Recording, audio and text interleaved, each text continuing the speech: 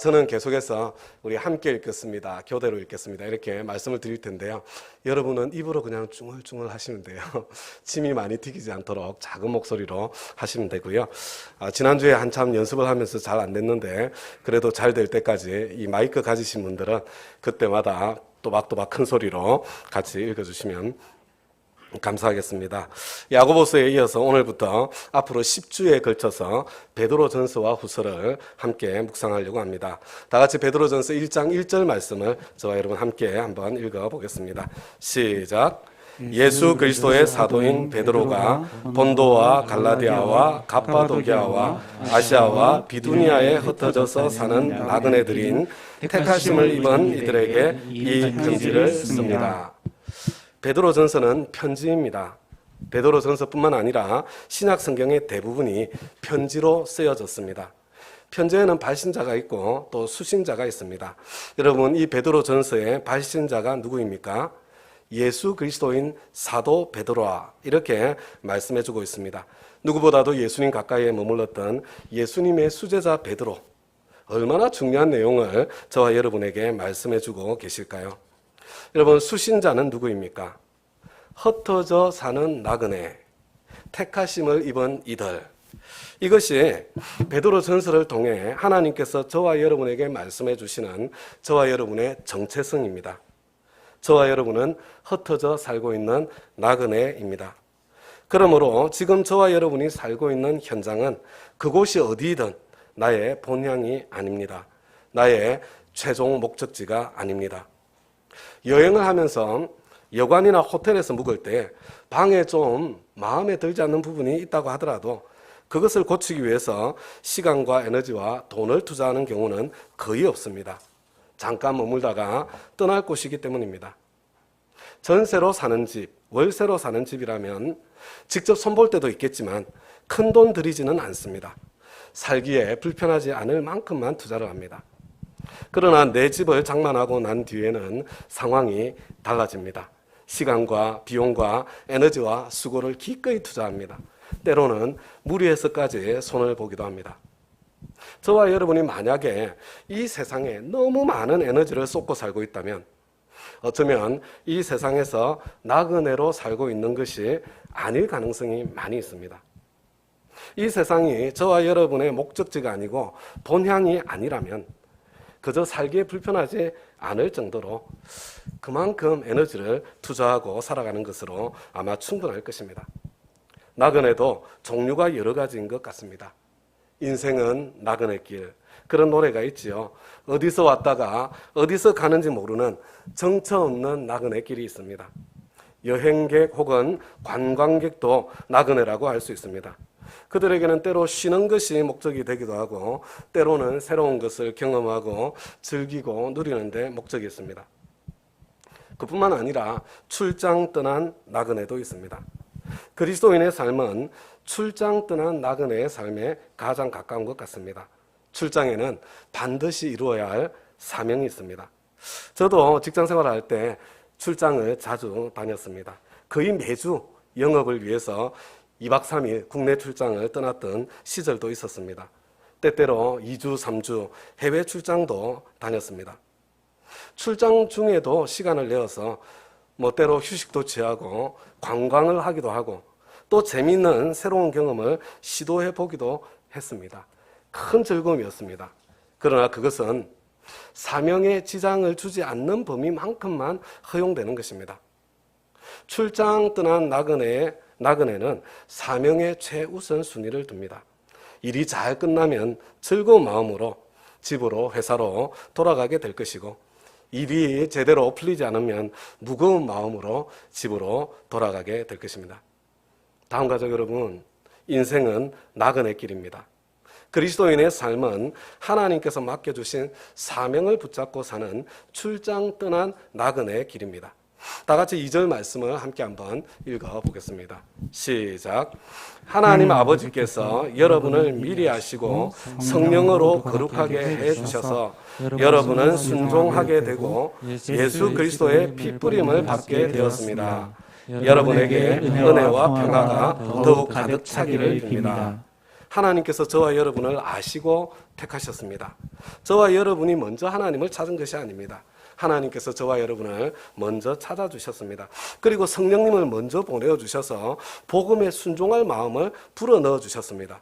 그래서 저와 여러분은 예수의 용서의 피뿌림을 받아서 하나님의 자녀가 되었고 그리스도인의 삶이라는 특별한 나그네 길을 시작하게 된 것입니다. 그런 저와 여러분에게 먼저 은혜와 평강을 빌어주십니다. 여러분, 여기까지가 이 편지의 인사말이에요. 이제 3절부터 본격적으로 진짜 하고 싶은 이야기가 펼쳐지는 것입니다. 다 같이 3절과 4절 말씀을 함께 읽어보겠습니다. 시작. 우리 주 예수 그리스도의 하나님 아버지께 찬양을 드립시다. 하나님께서는 그 크신 자비로 우리를 새로 태어나게 하셨습니다. 그리하여 그는 죽은 사람들 가운데서 예수 그리스도가 부활하심으로 말미암아 우리로 하여금 산 소망을 갖게 해주셨으며 썩지 않고 더러워지지 않고 낡아 없어지지 않는 유산을 물려받게 하셨습니다. 이 유산은 여러분을 위하여 하늘에 간직되어 있습니다. 여러분, 다양한 말로 하나님을 소개할 수 있습니다. 하나님은 전능하신 분이시고 또 천지를 창조하신 분이십니다. 그런데 사도 베드로는 하나님을 우리 주 예수 그리스도의 아버지로 저와 여러분에게 소개합니다. 그리고 바로 우리 주 예수 그리스도의 아버지이신 그 하나님께 찬양을 드리는 것이 마땅하다고 저와 여러분을 초대합니다.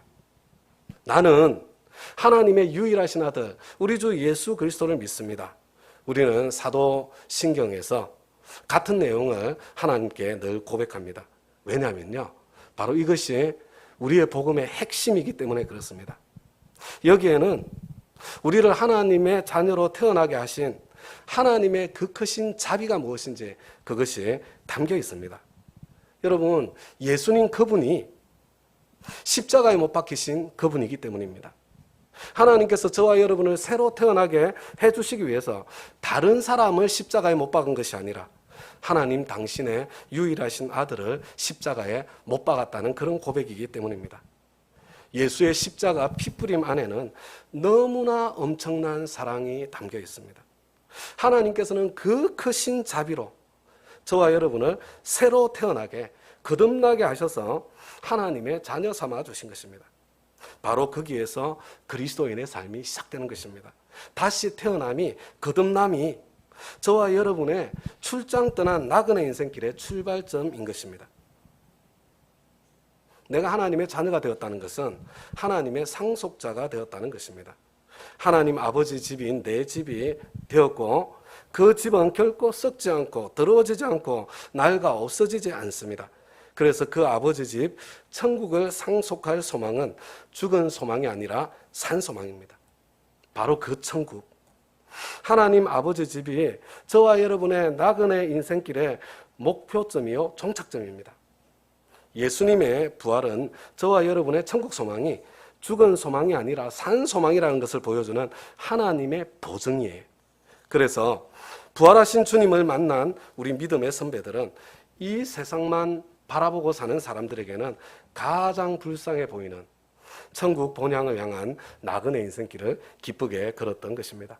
그래서 사도 바울이 고린도전서 15장에서 이렇게 고백하지요. 그리스도 안에서 우리가 바라는 것이 이 세상에만 해당되는 것이라면 우리는 모든 사람 가운데 가장 불쌍한 사람일 것입니다. 계속해서 우리 5절 말씀을 함께 한번 읽어보겠습니다. 시작. 하나님께서는 여러분의 믿음을 보시고 그의 능력으로 여러분을 보호해 주시며 마지막 때에 나타나기로 되어 있는 구원을 얻게 해 주십니다. 저와 여러분은 이미 새로 태어났습니다. 하나님의 자녀입니다. 구원을 받았습니다. 그런데 여러분, 저와 여러분 이미 구원 받았는데 마지막 때에 나타나기로 되어 있는 구원은 도대체 무엇일까요? 마지막 때에 나타나기로 되어 있다면 그것은 아직 이루어지지 않은 미래의 구원입니다. 저와 여러분에게는 이미 받은 과거의 구원만 있는 것이 아니라 앞으로 받아야 될 미래의 구원도 있는 것입니다. 하나님의 자녀가 된 것은 과거의 구원입니다. 그때 본향을 향한 나그네 인생길이 시작되었습니다. 하나님 아버지 집 천국을 상속하게 되는 것이 우리 나그네 인생길의 목적지요 마지막 때에 나타나기로 되어 있는 바로 그 구원입니다. 이게 바로 미래의 구원이에요. 그렇다면 저와 여러분은 이 미래의 구원도 지금 받은 것입니까? 여러분, 미래의 것이기 때문에 그럴 수가 없는 거예요. 아직 받지 않았습니다. 그러나 이것은 이미 받은 만큼 확실한 것입니다. 만약 저와 여러분의 미래의 구원이 저와 여러분의 손에 달려 있다면 저와 여러분은 결코 이것을 확신할 수 없습니다. 확실히 알 수 없는 것입니다. 왜냐하면 저와 여러분은 약한 존재이고 변덕이 심한 존재이고 쉽게 흔들리는 존재이고 언제 믿음을 배신할지 모르는 그런 존재이기 때문에 그렇습니다. 이 미래의 구원 또한 하나님의 자녀로 새로 거듭나는 칭의의 구원과 마찬가지로 내 힘으로 받는 것이 아니라 하나님께서 저와 여러분이 얻도록 해주시는 것입니다. 5절 말씀을 여러분 다시 한번 보시기 바랍니다. 하나님께서 하나님 당신의 능력으로 나를 보호해 주셔서 마지막 때에 나타나기로 되어 있는 그 구원을 얻게 해 주시는 것입니다. 무엇 때문에요?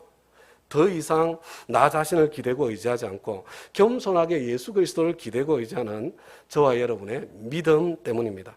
믿음의 본뜻은 기대고 의지하는 것입니다. 그래서 교만한 사람들은 믿음의 세계에 들어올 수가 없습니다. 나의 약함을 인정하는 겸손한 사람만이 기대고 의지하는 믿음의 삶을 시작할 수 있는 것입니다. 그리고 바로 그 믿음의 삶을 시작할 때에 하나님의 보호하심과 구원의 은총이 나에게 임하게 되는 거죠. 우리 이어지는 말씀 6절과 7절을 함께 읽겠습니다. 시작. 그러므로 여러분이 지금 잠시 동안 여러 가지 시련 속에서 어쩔 수 없이 슬픔을 당하게 되었다 하더라도 기뻐하십시오. 하나님께서는 여러분의 믿음을 단련하셔서 불로 단련하지만 결국 없어지고 마는 금보다 더 귀한 것이 되게 하시며 예수 그리스도께서 나타나실 때에 여러분에게 칭찬과 영광과 존귀를 얻게 해주십니다. 그런데 여러분, 이 6절에 있는 지금 잠시 동안, 여러분 이 지금 잠시 동안은 언제일까요? 하나님의 자녀로 다시 태어나서 나그네 길을 출발합니다. 그리고 하나님의 보호하신 가운데 하나님 아버지 집에 반드시 도착할 것입니다. 여러분, 그 출발과 도착 사이 이 세상에서의 삶이 지금 잠시 동안입니다. 그러므로 여러분이 지금 잠시 동안 이 세상에서 여러 가지 시련 속에서 어쩔 수 없는 슬픔을 당하게 되었다고 하더라도 기뻐하십시오. 여러분, 코로나19의 이 고난과 시련 가운데 기뻐하십시오. 기뻐하고 계십니까? 출장길에, 나그네길에 코로나19와 같은 혹은 박해와 같은 예상치 못한 어쩔 수 없는 슬픔을 당할 수 있지만 그래도 그러므로 기뻐할 수 있습니다. 여러분, 앞절에 5절에 기쁨의 이유가 나와 있는 거죠. 나는 전능하신 하나님의 보호 아래서 반드시 천국을 상속할 것이므로 그렇게 이 여정을 마칠 것이기 때문입니다. 죽으면 천국인데. 다음 가족 여러분, 한번 생각해 보세요. 농사 짓는 일이 얼마나 힘이 듭니까? 떼약볕 아래 땅을 일구고 잡초를 뽑는 거 괴롭습니다. 그러나 어떤 사람은 괴롭게 일하겠지만 어떤 사람들은 즐겁게 기쁘게 일할 수 있습니다.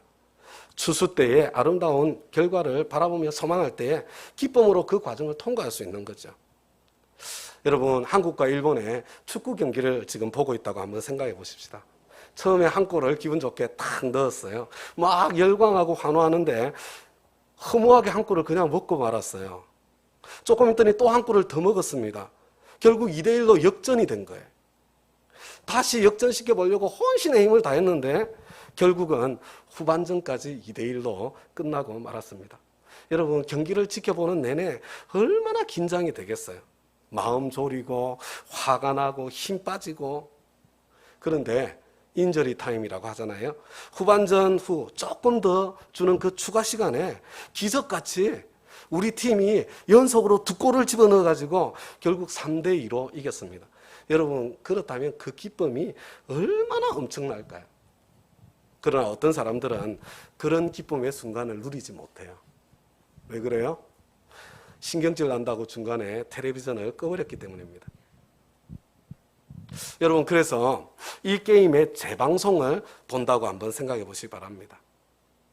내가 만약에 이 게임의 재방송을 보고 있다면요, 중간에 어이없이 한두 골 먹었다고 그렇게 긴장하고 안달하지 않습니다. 한 골 먹어도 괜찮아요. 두 골 먹어도 관계없습니다. 그렇게 후반전이 다 끝나도 괜찮습니다. 조금 있으면 이기게 될 거니까. 그러나 여러분, 이번에는요, 게임을 보는 목적과 시각이 완전히 달라집니다. 선수들의 플레이를 연구하거나 아니면 지금 양쪽 감독이 어떤 작전을 구사하고 있는지 그것을 살펴보거나 아니면 지금 다음 게임을 위해서 우리 팀의 약점이 무엇인지 그것을 찾아보거나, 여러분, 승패가 결정났다고 게임이 재미가 없는 게 아니에요. 여러 가지 다른 즐거움, 그것에 초점을 맞추고 재방송을 즐기고 볼 수 있는 겁니다. 물론 이렇게 보면서도 안타까워합니다. 아쉬움이 진하게 배어 나올 수 있습니다. 그러나 두려움과 긴장과 초조함은 없습니다. 이미 이긴 경기이기 때문입니다. 오히려 골 먹는 실패를 기뻐할 수 있습니다. 약점을 찾아내고 배움과 성장의 계기로 삼을 수 있기 때문에 그렇습니다. 여러분, 마찬가지입니다. 저와 여러분에게는 하나님 아버지 집을 상속하는 미래의 구원이 이미 보장되어 있습니다. 지금 저와 여러분 눈앞에 어떤 나쁜 상황이 펼쳐지고 있다고 하더라도 여러분, 좋은 일이 일어나고 있는 거예요. 우리는 반드시 잘 되게 되어 있습니다. 따라서 한번 해보겠습니다. 좋은 일이 일어나고 있습니다. 좋은 일이 일어나고 있습니다. 그래서 노심초사하며 긴장하며 괴로워하며 불안과 염려 가운데에 현재의 고통을 통과하는 것이 아니라 전혀 다른 각도에서 이 고난과 시련을 바라보며 그것을 기뻐하며 현재의 어려움을 통과하는 길도 있는 것입니다. 하나님께서 왜 나에게 이런 과정을 통과하게 하셨을까? 일이 이렇게 되어서 더 좋은 점은 무엇인가? 일이 이렇게 되지 않았더라면 누릴 수 없는 유익은 무엇인가? 하나님의 사람답게 내가 어떻게 반응할 수 있겠는가? 그런 질문 가운데 현재 고난을 즐기며 오히려 성장의 기회와 계기로 바꿀 수 있는 것입니다. 여러분, 이게 바로 7절 말씀이에요. 이어서 우리 8절과 9절 말씀을 읽겠습니다. 시작. 여러분은 그리스도를 본 일이 없으면서도 사랑하며 지금 그를 보지 못하면서도 믿으며 말로 다 표현할 수 없는 즐거움과 영광을 누리면서 기뻐하고 있습니다. 여러분은 믿음의 목표, 곧 여러분의 영혼의 구원을 받고 있는 것입니다. 여러분, 지금 이 편지를 받고 있는 그들은 어떤 상황을 어떻게 보내고 있습니까? 저와 여러분은 지금 코로나19로 쉽지 않은 때를 보내고 있죠. 곳곳에서 못 살겠다, 힘들다, 아우성이 들려옵니다. 더 힘들어질 것이다, 두려움이 밀려옵니다. 그러나 다음 가족 여러분, 코로나19로 인해서 저와 여러분이 아무리 힘들다고 하더라도 당시 이 편지를 받고 있는 초대교회 성도님들이 당했던 그 고통과 비교할 수 있겠습니까? 우리는 아무리 경제적으로 지금보다 더 나빠진다고 하더라도 크든 작든 내 집이든 전셋집이든 월세집이든 그래도 따뜻한 집에서 먹고 마시고 자고 하겠지요. 그러나 그들은 빛도 들어오지 않고 습기가 가득 찬 카타콤 지하 동굴에서 주님을 섬겼습니다. 신앙생활을 하는 길에 우리는 심해 보아야 세상의 무시나 조롱이나 비난이나 아니면 크고 작은 손해보는 정도로 끝나겠지만 그들은 목숨까지 걸고 주님을 섬겨야 했습니다. 그런데 그들도 지금 저와 여러분처럼 예수님을 직접 본 일이 없습니다. 그리고 여전히 예수님을 보지 못하고 있습니다. 그런데도 그들은 그 고난 가운데서도 여전히 예수님을 사랑하며 예수님을 믿으며 말로 다 표현할 수 없는 즐거움과 영광을 누리면서 기뻐하고 있습니다. 성경이 그렇게 전해주잖아요. 여러분, 어떻게 그럴 수 있었을까요? 초대교회 성도들은 어떻게 그럴 수 있었던가? 저와 여러분 함께 베드로 전후서를 묵상하면서 그 대답을 함께 찾을 수 있길 바랍니다. 그리고 저와 여러분에게도 어떤 고난 속에서도 안절부절 안다라는 것이 아니라 기뻐할 수 있는 그런 믿음의 비밀, 그게 믿음의 비밀이에요. 그 믿음의 비밀을 참으로 소유할 수 있게 되기를 우리 주님의 이름으로 축원합니다. 8절과 9절 말씀을 다시 한번 보시기 바랍니다. 그들은 그리스도를 본 일이 없으면서도 사랑하며 그를 보지 못하면서도 믿으며 그 모진 박해와 시련 가운데서도 말로 다 표현할 수 없는 즐거움과 영광을 누리면서 기뻐하고 있습니다.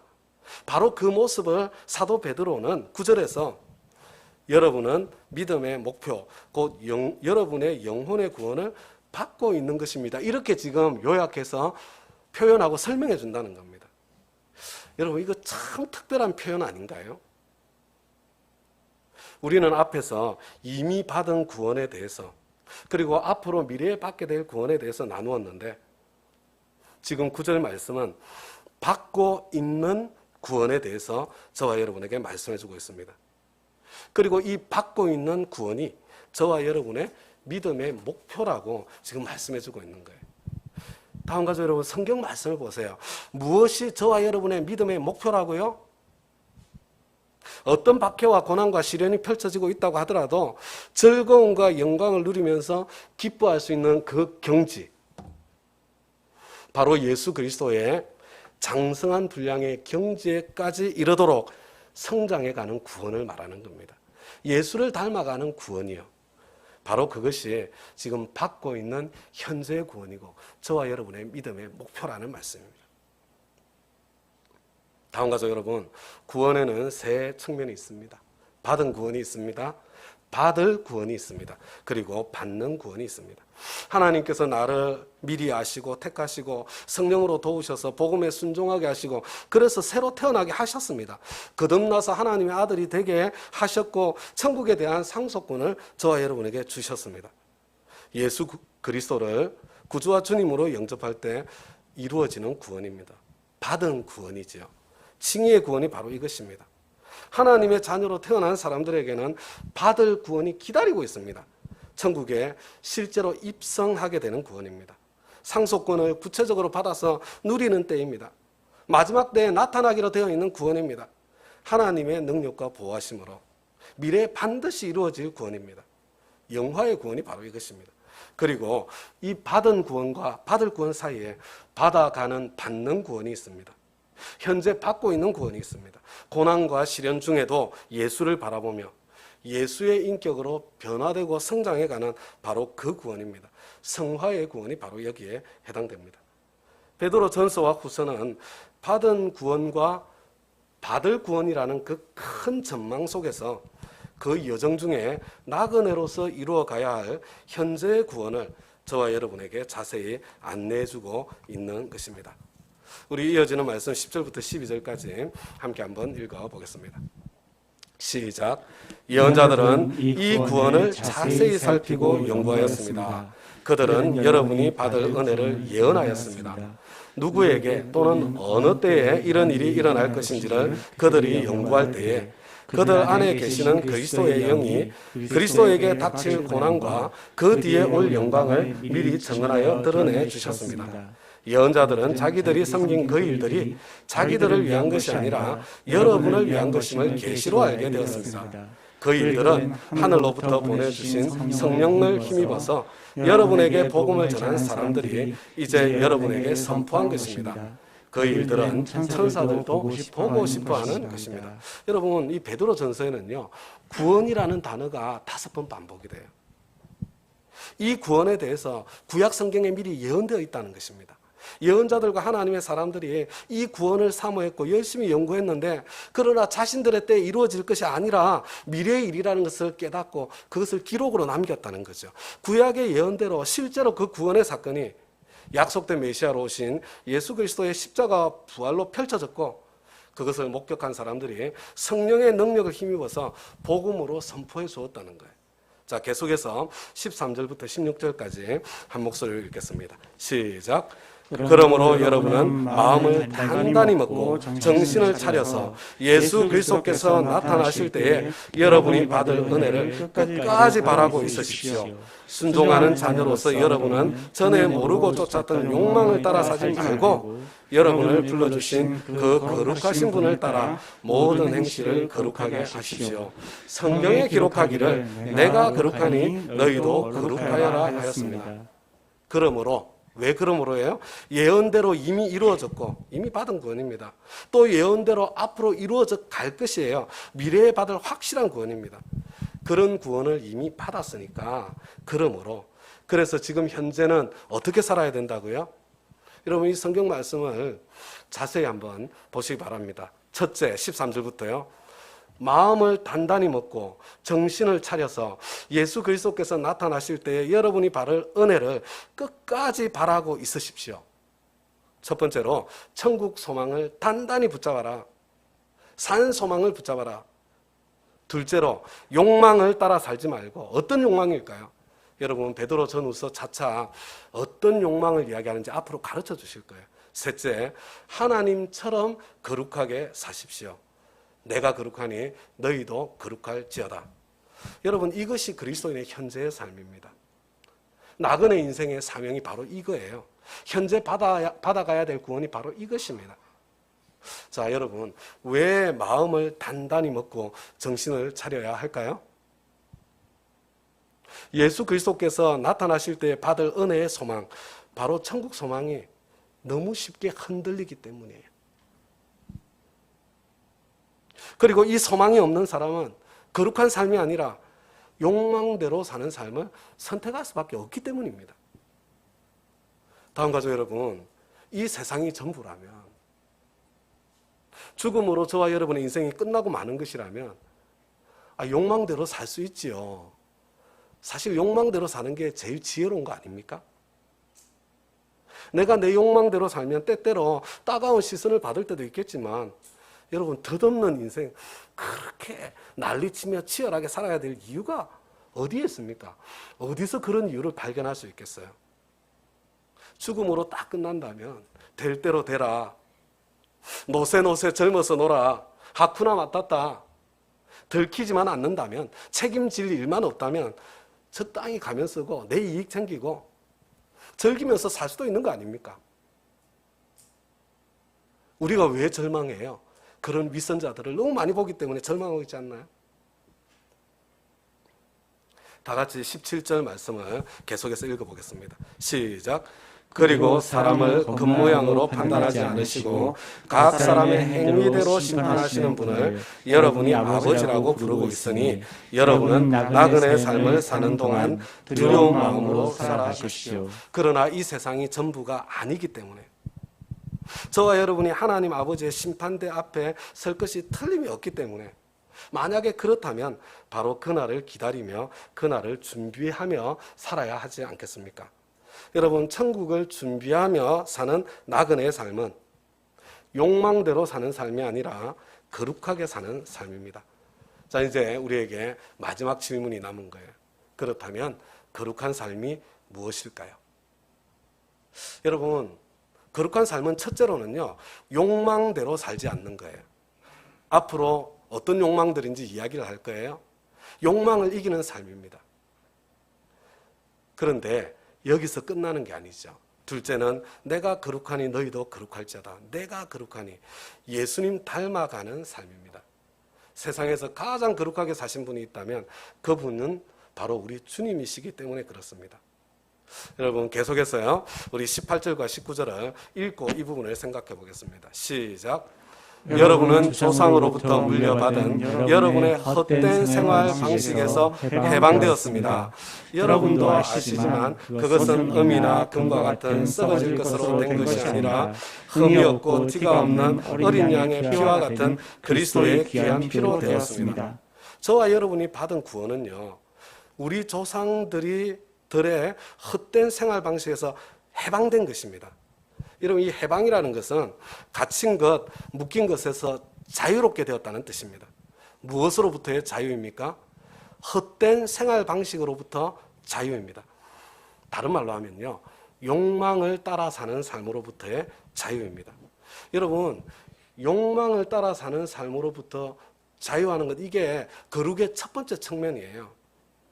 그런데 이 거룩은요, 욕망을 따라 살지 않는 소극적인 측면이 전부가 아니라는 거예요. 우리 계속해서 20절부터 22절까지 한번 같이 읽어보겠습니다. 시작. 하나님께서는 이 그리스도를 세상이 창조되기 전에 미리 아셨고 이 마지막 때에 여러분을 위하여 나타내셨습니다. 여러분은 그리스도로 말미암아 하나님을 믿고 있습니다. 하나님은 그리스도를 죽은 사람 가운데서 살리시고 그에게 영광을 주셨습니다. 그래서 여러분의 믿음과 소망은 하나님을 향해 있습니다.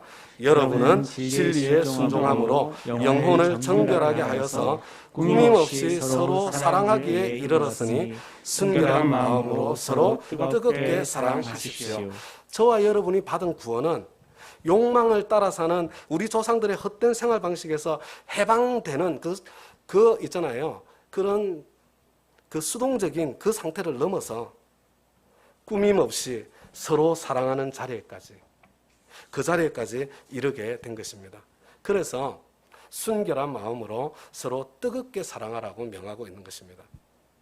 욕망대로 사는 헛된 생활 방식에서 해방되어서 뜨겁게 사랑하는 삶으로 전진해 가는 것, 이것이 바로 저와 여러분이 살아내야 할 예수님 닮은 거룩의 완전한 완성된 모습입니다. 다음 가서 여러분, 나그네 인생길의 사명은 거룩해지는 것입니다. 그것이 현재의 구원입니다. 이 세상에서 가장 거룩하게 사신 분은 우리 주 예수님이십니다. 내가 거룩하게 산다는 것은 예수를 닮아가는 것입니다. 그런데 여러분, 예수님 하면 뭐가 생각이 나세요? 저는 이 베드로전서 1장을 묵상하면서 요한복음 8장 32절 말씀이 제 마음속에 생각이 났습니다. 진리를 알지니 진리가 너희를 자유케 하리라. 우리 주님의 삶의 가장 큰 특징 중에 하나는 바로 그 자유였습니다. 그러나 이 자유는 내 하고 싶은 대로 사는 방종과 다른 것입니다. 여러분, 우리 예수님의 자유는요, 뜨겁게 사랑하는 자유였습니다.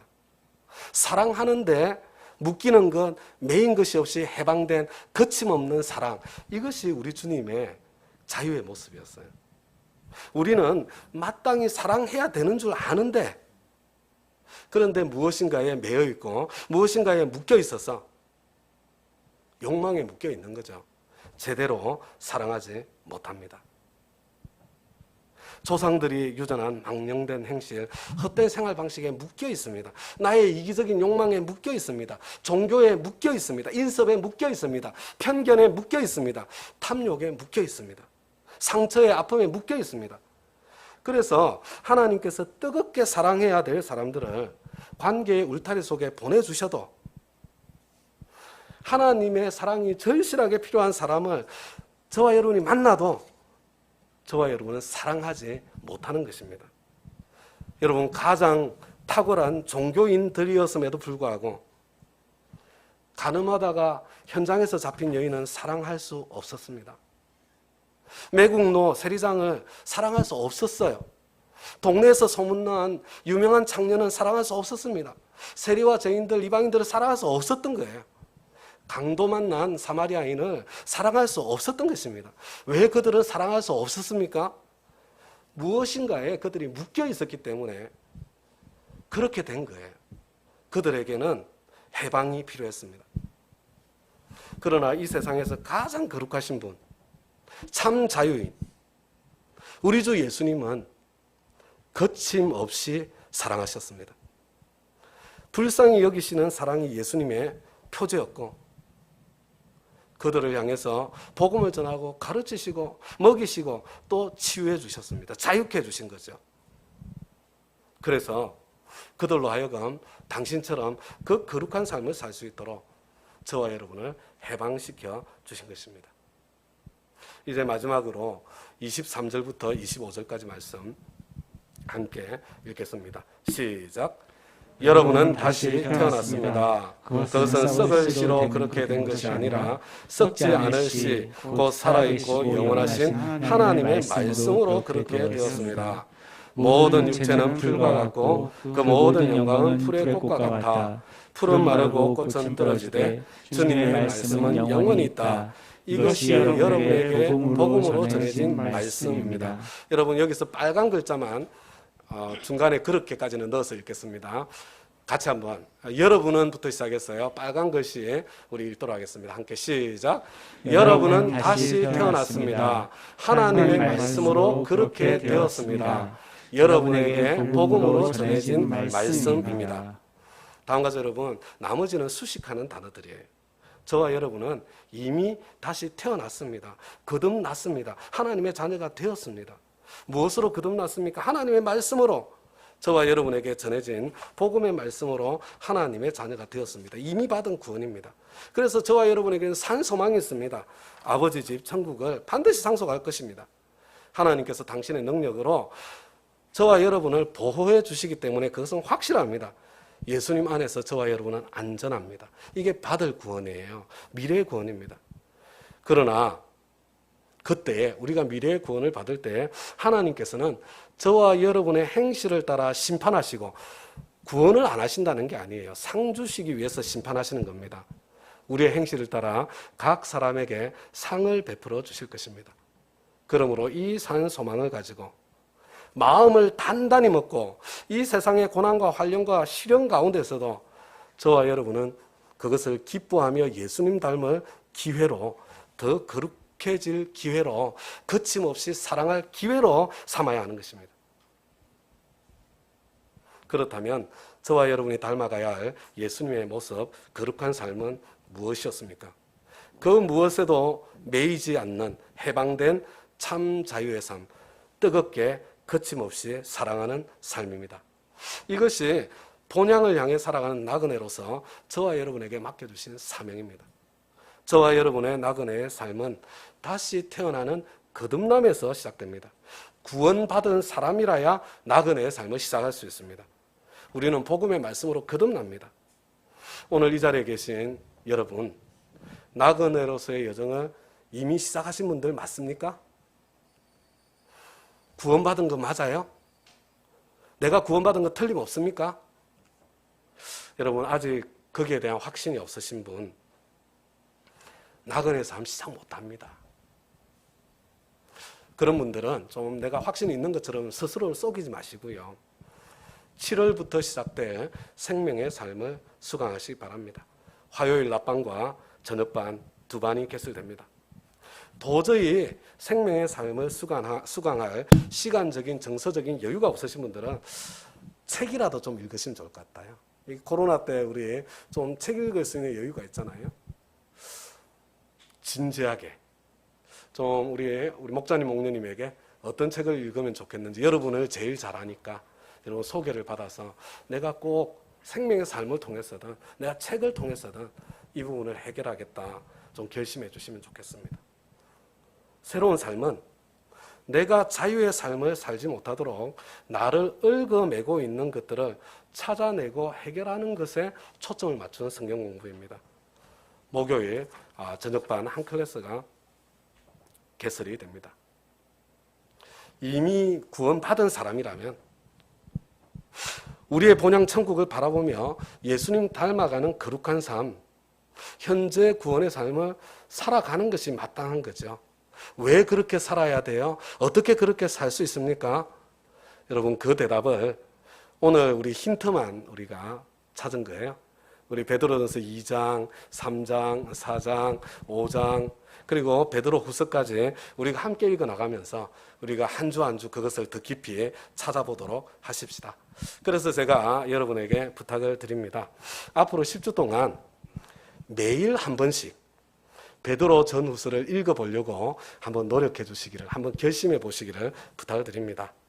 사실 이번 코로나 기간에 하나님께서 저한테 새로운 세계를 열어주셨어요. 다른 세계가 아니라 유튜브의 세계입니다. 우리 청년들과 자녀들에게는 이미 열려 있었던 세계인데요. 저는 이 세계를 별로 좋아하지 않았고 그리고 잘 몰랐습니다. 그런데 어쩔 수 없이 유튜브의 세계로 들어가 보니까 이 유튜브에는 없는 게 없어요. 물론 주기는 사람을 영혼을 죽이는 나쁜 것들이 너무 많습니다. 그러나 그런 것들만이 있는 것이 아니라 영혼을 살리는 좋은 것들도 너무나 많습니다. 여러분 이 세계가 피할 수 없는 세계라면 적극적으로 더 좋은 공간으로 만들어 가야 할 책임이 저와 여러분에게 있는 것 같습니다. 여러분 성경을 자막과 더불어서 읽어주는 유튜브 방송이 많이 있습니다. 베드로 전후서를 그렇게 한번 읽는데 30분 걸립니다. 저는 새벽 기도가 끝나면 즉시 제 사무실로 들어와서 유튜브 성경을 켜놓고 이 점핑보드 위에서 제자리 뛰기를 시작합니다. 그림에 보이시죠? 그죠? 저 밑에 있는 게 저게 점핑보드예요. 베드로 전후서 30분 걸리는데요. 이 30분 동안 제자리 뛰기를 하면서 듣고 읽으면 온몸이 땀에 다 젖고 한 5,000보 정도를 이렇게 하게 되더라고요. 로마서 한번 하는데 1시간 걸립니다. 그래서 로마서를 가지고 시작을 하면 만보 걷기 아침에 그 시간에 다 끝나는 것입니다. 요즘 저는요 하루에 만보 걷는 것이 너무 쉽고 재미있게 되었습니다. 성경 읽고 또 공부하고 설교 듣고 그러면서 운동까지 할 수 있기 때문입니다. 제가 이 사진 이거 보여드려야 되나 말아야 되나 고민 많이 했는데요. 여러분 이게 제 사무실이에요. 사무실. 요즘 건강을 위해서 서서 사용하는 책상 많이 있잖아요. 올라갔다 내려갔다는 거. 저는 그냥 책장을 서서 일하는 그런 책상으로 바꿔놓은 겁니다. 위에다가 모니터 하나 올려놓고요. 저기에서도 모니터 조작을 할 수 있고 마우스와 키보드로 반대쪽에 책상에 앉아서도 같은 화면을 사용할 수 있게 그렇게 만들어 두었습니다. 그 아래쪽에 있는 게 점핑보드예요. 당근에서 15,000원 주고 샀습니다. 이 무릎을 보호하기 위해서 저 위에서 뛰는 거거든요. 그리고 밑에 층간소음 나지 않도록요. 저기 위에서 가지고요. 걷기도 하고 뛰기도 하면서 그 다음에 또 일도 하고 키보드 치면서도 할 수 있거든요. 유튜브 성경도 듣고요. 그러면서 지내고 있습니다. 하루에 베드로 전후서 내가 한 번 읽겠다 아니면 듣겠다 보겠다 이렇게 결심하고 노력하시면 그래도 일주일에 서너 번은 읽지 않겠어요? 내가 결심은 매일 하겠지만 아무리 못해도 일주일에 한 번은 읽을 수 있지 않겠습니까? 여러분 이 10주 동안 저와 여러분이 이 베드로 전후서의 세계에 계속 들어간다면 아마 베드로 전후서의 그 은혜의 깊이에 우리의 더 깊이 들어가고 더 풍성해지는 그런 은총이 있을 것입니다. 이제 우리 다 함께 자리에서 일어나셔서 찬송하도록 하겠습니다. 현재의 구원을 이루어 가겠습니다. 예수님 더 닮고 싶습니다. 주님의 거룩함을 배우고 알고 누리고 싶습니다. 욕망을 떨쳐내는 종교적인 그런 삶을 넘어서 뜨겁게 거침없이 사랑하는 그 삶을 살고 싶습니다. 그런 기도와 그런 마음을 담아서 우리의 주님의 마음을 본받는 자, 우리 마음을 다해서 하나님 앞에 함께 찬양하겠습니다.